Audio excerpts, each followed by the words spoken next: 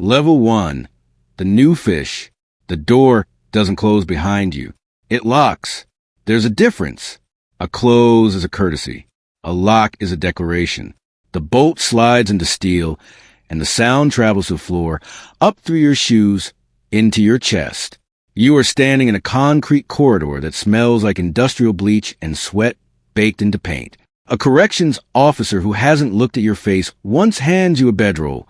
One sheet, one blanket, one towel thinner than paper. He points. You walk. The unit is loud before you see it. Voices bounce off cinder block. A television bolted 12 feet up on a wall plays something no one is watching. 48 men live in this housing block. Every single one of them clocks you within 3 seconds of your arrival. They don't stare. They glance. That's worse. A stare is curiosity. A glance is assessment. You find your bunk. Bottom rack. Your cellie is a man in his 40s with a shaved head and hands that look like they've been broken more than once. He doesn't greet you. He doesn't threaten you. He simply watches you make your bed, and the silence tells you everything. You are being measured. You don't know the rules yet. That's the most dangerous thing about you right now. Not your charges. Not your size. Your ignorance. You don't know that you never sit on another man's bunk. You don't know that you never change a channel without asking. You don't know that the microwave has an unspoken schedule, and cutting the line will cost you something you can't afford. You don't know that the man playing cards in the corner runs this pod, and the man mopping the floor chose to mop that floor for reasons that have nothing to do with cleaning. You learn fast or you bleed. There is no middle option. Your first week is a test you don't know you're taking. Every interaction is a data point. Do you make eye contact or avoid it? Do you talk too much? Do you give things away when asked? Someone will ask to borrow your commissary. This is not generosity. This is a trap. Say yes, and you become a mark, someone who could be taken from. Say no with fear, and they smell it. Say no with calm, and you buy yourself another day. You eat alone. You walk the yard along the fence. You call home, and your mother cries, and you tell you're fine, and you stare at the wall while you say it. At night, the lights dim, but never go off. Someone is always awake. Someone is always watching. You lie on a 2-inch mattress and realize something that changes you permanently. Nobody is coming to save you. Not your lawyer. Not your family. Not God. You are alone in a world with 400 men and no allies. This is level 1. You own nothing. You know nothing. You are nothing. Not yet. Level 2. The survivor. 60 days in. You've learned the architecture of silence. You know which COs enforce rules and which ones sell them. You know that the yard splits along racial lines not because everyone is a racist, but because the structure demands it. And the structure was here before you and will be here long after. You sit with your people. You eat with your people. You move with your people. This is not optional. You've picked up a routine. You work a prison job, kitchen duty, paying 12 cents an hour. 12 cents. You do it anyway because idle men attract attention, and attention attracts problems. You wake at 5:30. You eat at 6 o'clock. You work. You hit the yard. You read, or you exercise, or you sit in your cell, and do nothing while pretending to do something. Your commissary account matters now. Your mother sends $60 a month when she can. A bag of coffee costs $5.75. A pack of ramen is $1.05. Stamps, soap, deodorant. The math is brutal and constant. You learn to stretch everything. You learn that in here, a man with commissary is a man with options, and a man with nothing is a man who owes. You've had your first confrontation. A man from another pod said something about your bunk area. Something small. In the world outside, you would have ignored it. In here, you stepped him in the day room with your chest square and your hands open, and you say it clearly. We got a problem? He backs down. Nothing happens. But everything happens. 3 men saw it. The word travels. You're not a pushover. That story is now your credit score. You start to understand that prison has 2 economies. The visible one, rules, schedules, counts, chow lines. An invisible one, respect debts, favors violence. The invisible economy is the real one. It governs everything. A CO can write you a shot. But the man running the card table can decide whether you eat tomorrow. You're not powerful, but you're no longer prey. You've stopped flinching at loud noises. You've stopped expecting fairness. You've stopped calling home as often because the conversations feel like they come from a different planet. Your girlfriend's voice sounds like a foreign language. She talks about traffic and groceries, and you are watching a man get his jaw broken in the shower because he owed $6 worth of tobacco. You don't report it. You don't react. You walk past the blood on the tile, and you go back to your cell, and you sit on your bunk, and you realize you didn't feel anything. That absence, that blankness, is the first real thing prison takes from you. Level 3, the hustler, 6 months in. You found your lane. Every man in here either works, hustles, or waits. You decided not to wait. It starts with coffee. You buy 2 bags on commissary day and sell cups for stamps. Stamps are currency, each one worth about 60 cents on the inside market. You accumulate. You trade stamps for ramen, ramen for tobacco, tobacco for phone time owed. It's a chain. You learn the chain. Within 2 months, you're running a small store out of your cell. Men come to you before commissary day because they're broke and they need soap or food. You front them. 2 for 1. They borrow 1 item. They pay back 2. This is how every store in every prison in the country works. The interest rate would be criminal on the outside. In here, it's Tuesday. You now have something you didn't have before. Leverage. Men owe you. When a man owes you, he behaves differently around you. He holds the door. He saves you a seat in the day room. He tells you things. Who's beefing with who? Which CO is about to do a shakedown? Who just got a package from the outside that might contain contraband? Information flows toward people with resources. Always. You've made a decision that you don't fully acknowledge yet. You've decided to succeed inside the system rather than resist it. You tell yourself it's survival. It is. But it's also ambition, and ambition in prison looks different than ambition anywhere else. It looks like 30 ramen packets stacked behind your locker and a mental ledger of who owes you what. Your cellie respects you now. The men on your tier come to you for things. Small things. But small things are the foundation of everything in here. You've also learned the most important rule of hustling inside. Never get greedy and never get loud. The men who flash get noticed. The men who get noticed get robbed or locked in SHU. You keep your operation tight. 3 or 4 trusted customers. Rotate your stock. Keep your cell clean enough to pass inspection. Pay a lookout with 2 soups a week to tell you when the COs are doing rounds. You are becoming someone you wouldn't have recognized a year ago. You try not to think about that. Level 4, the politician. Year 2, you've graduated from hustling to politics. The difference is simple. Hustlers move product. Politicians move people. The man who runs your car, your racial group's leadership structure, has noticed you. His name doesn't matter. What matters is he pulled you aside after yard one day and told you to sit with him. This is not a request. You sit. He talks. He explains that the car needs reliable men. Men who don't use drugs, don't gamble recklessly, don't bring heat. He's watched you. You're consistent. You're calm. You handle your business. He asks if you want to step up. You say yes before you understand what you're agreeing to. Now you have responsibilities. You collect debts that aren't yours. When someone in your car owes and doesn't pay, you're the one who knocks on the cell door. You talk first. You always talk first. But both of you know what happens if talking doesn't work. You've been in 3 fights in the last 4 months. You won 2. The third was a draw.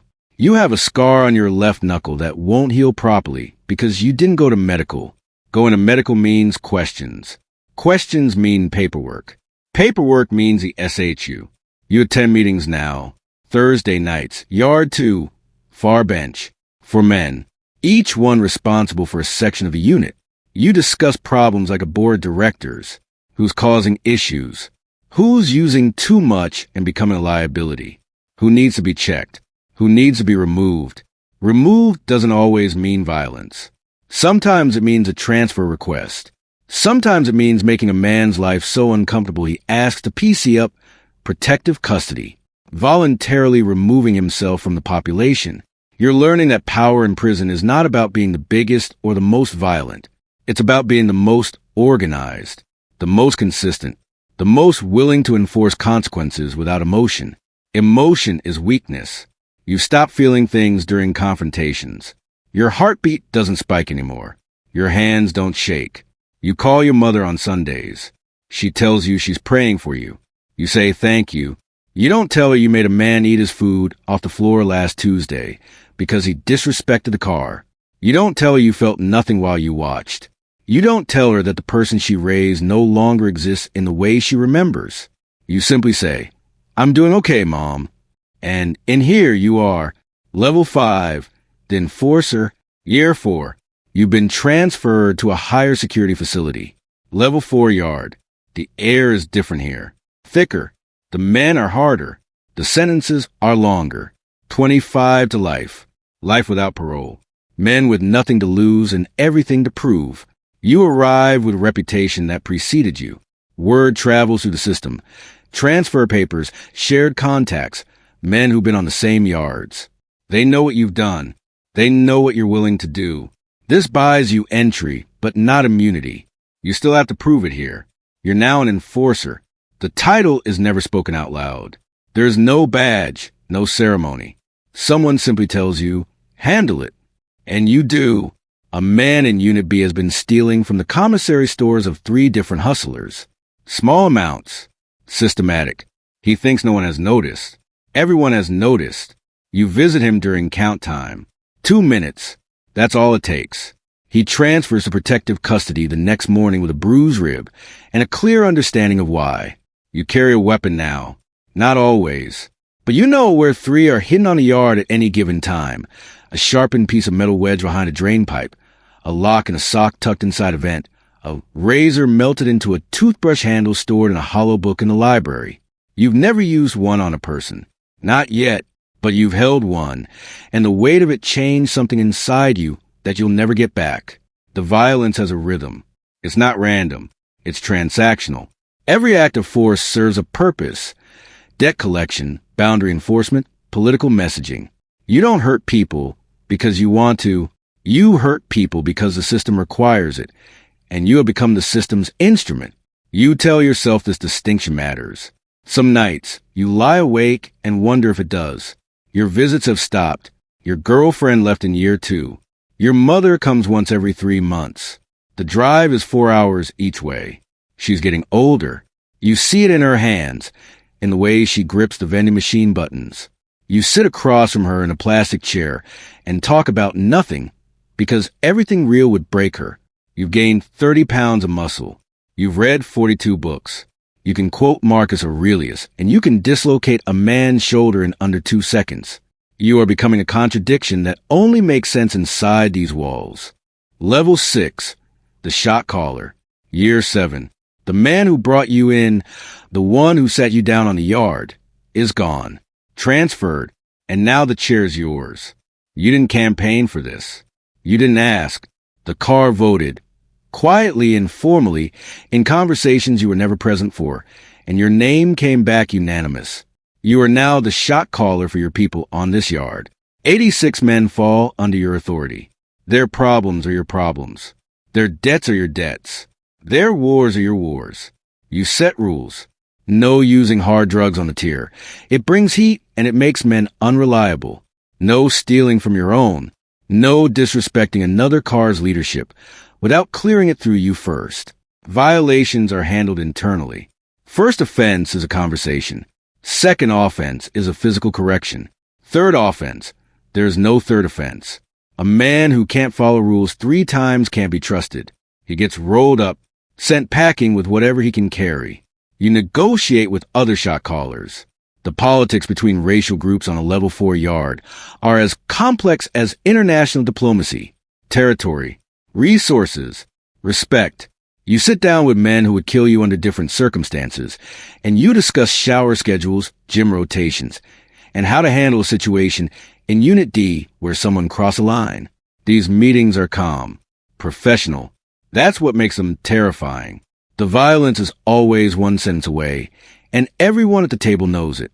You have access to a contraband phone now. You make calls to people on the outside, not your family. Contacts.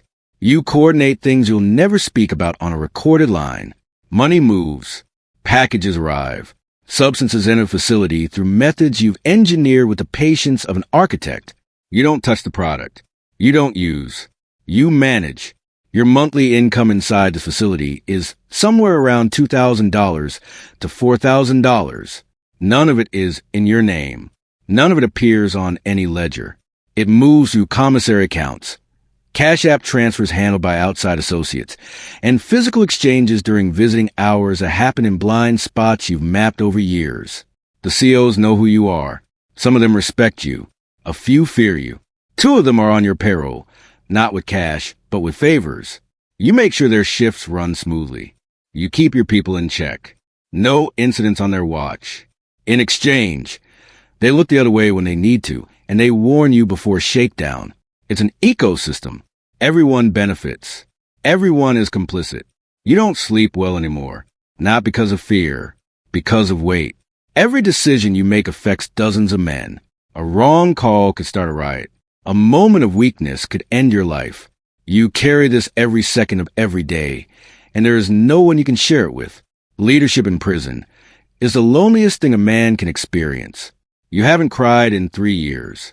You're not sure you still can. Level 7, the general, year 12. You're no longer just running a yard. You're influencing the system. Your reach extends beyond this facility. Through the phone, through transferred men who carry your directives like sealed letters, through attorneys who pass messages between clients in different institutions. You have connections on 4 separate yards across the state. When a decision needs to be made about interfacility politics, a green light on someone, a ceasefire between groups, a coordinated action, your voice is one of the voices that matters. You become a general, not a street general, not a self-appointed title, a functional one. Men you've never met follow directives you've issued from a 6x9 cell. You've ended beefs that would have resulted in stabbings. You've authorized actions that did result in stabbings. Both decisions kept you awake for the same amount of time, which is to say, they didn't. You've been in the SHU 3 times. Administrative segregation. 23 hours a day in a cell the size of a parking space. No phone, no yard, meals through a slot in the door. Each stay lasted between 6 and 14 months. The first time nearly broke you. By the 3rd time, you read the entire collection of Louis L'Amour westerns and did 2,000 push-ups a day and came out leaner, harder, and further from the man you used to be than you thought possible. The administration knows what you are. They can't prove it. Your disciplinary file is surprisingly clean. You've learned to keep your hands off the work and let the structure beneath you operate. You give orders. Others execute. The distance between you and any incident is always at least 2 men deep. Plausible deniability is not just a strategy. It's a lifestyle. Your mother died 8 months ago. You found out from a chaplain on a Tuesday morning. He sat across from you in a small room with fluorescent lighting and said the words, and you nodded and asked to go back to your cell. You sat on your bunk for 4 hours without moving. You didn't attend the funeral. They don't transport inmates for funerals at this level. You received a photograph 2 weeks later. A casket surrounded by flowers. People you no longer recognize standing around it. You keep the photograph in your legal folder. You don't look at it often. You are the most powerful man on this compound, and you cannot attend your own mother's burial. This is what level 7 costs. Everything you built, the network, the influence, the name, was purchased with pieces of yourself that you'll never recover. And the worst part is you do it all the same way again, because the alternative was being level 1 forever. And level 1 is death by 1,000 small surrenders. At least this way, you chose which pieces to lose. Level 8, the institution, year 23. You are no longer a man. You are infrastructure. Your name is spoken in intake units by men who have never seen your face. New arrivals hear it within their first week, whispered during yard, referenced during card games, invoked during disputes like case law. You are precedent. You are the reason certain rules exist on this yard. The reason certain boundaries haven't been crossed in over a decade. You didn't build the system, but you became load-bearing, and now removing you would cause a collapse no one wants to manage. Your cell is sparse. A few books, legal paperwork stacked in two neat piles. A photo, no commissary excess, no signs of wealth. You eat the same chow everyone else eats. You wear the same clothes. If a new man walked past your cell, he'd see nothing remarkable. That is by design. The most powerful men in any system are the ones who look like they have nothing to protect. You don't issue orders anymore. Not directly. You consult. Men come to you with problems the way people once went to village elders. A dispute between two youngsters on the yard. A political disagreement between cars. A question about how to handle a CO who's been pushing too hard. You listen. You ask questions. You offer perspective. They leave and make their own decisions. But those decisions always seem to mirror your suggestions. This is a final form of power. Influence so embedded it doesn't need to announce itself. You've been eligible for parole twice. Denied both times. The board cited your institutional influence and continued association with security threat groups. They use your own reputation as the reason to keep you. The thing you built to survive is now the thing that ensures you never leave. You understood this possibility years ago. You accepted it the way you accept weather. It simply is. You think about time differently now, not in days or weeks, in eras. The era before the riot of 2014. The era after the administration change. The era when the Southsiders and the Northerners held a truce that lasted 19 months because you and a man named Reuben sat on a bench and decided peace was more profitable than war. Reuben is dead now. Heart attack. Year 16. You think about him on quiet afternoons. You think about a lot of things on quiet afternoons. The apartment you grew up in. The sound of your mother cooking at 6 a.m. The girl you dated when you were 19. Before the arrest, before the trial, before the door locked behind you for the first time. You remember her laugh, but not her face. That bothers you more than anything else in this place. You're 51 years old. Your knees ache. Your blood pressure is managed with medication you receive at the pill window every morning alongside men half your age. You've watched generations cycle through this facility. Young men arrive angry and afraid and loud, and they either adapt or they break. And either way, the institution continues. It always continues. You are respected. You are feared. You are consulted. You are known. And you are completely, irreversibly alone. The yard is quiet this morning. You walk the track, 17 laps, same as every day.